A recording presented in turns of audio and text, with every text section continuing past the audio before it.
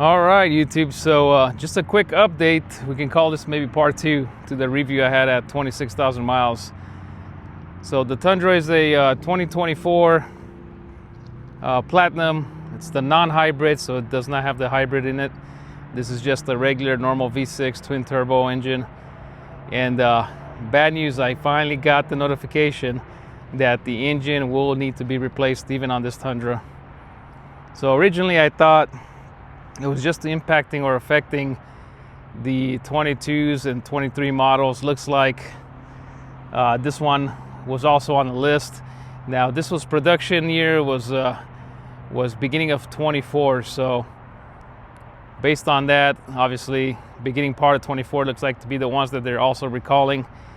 Hopefully it stops there, but here's what I'll say is in talking to the service advisor at the dealership, he did tell me that in reality only 0.2 of these Toyota Tundras were affected to the point where engines would just seize up and not work. So I haven't had any issue with it at all. There's been no difference in the way it drives or anything at all as far as how it sounds or how the engine is acting up. So I don't think mine is affected. Again, 0.2% of the Toyotas that were recalled with that engine issue were actually impacted or affected. So I heard something that Toyota spent somewhere around $2 billion on this recall. So they're making it right for the customer at the end of the day, and that's the important part. I still love the Tundra. Hasn't had any issues with it here.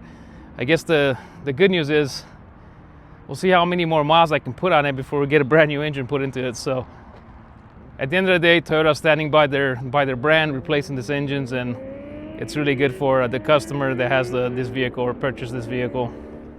So we'll see how it goes, but you get the notification. So once they let you know that your vehicle's been recalled, then you can check with the dealer. But basically the next step is you get a letter in the mail when they're ready to go ahead and replace your engine.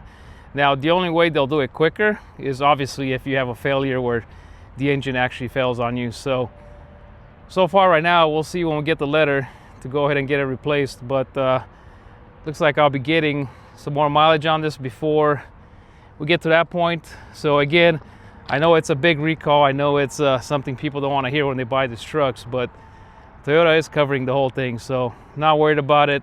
Still love the truck. Still feel like this is one of the best trucks Toyota has made.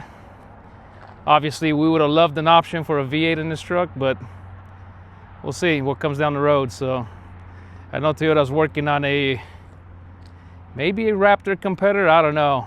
There's photos and images going online with some Tundras with wider fenders and possibly more horsepower. So we'll see how that turns out. But so far, I personally have not had any issues with it.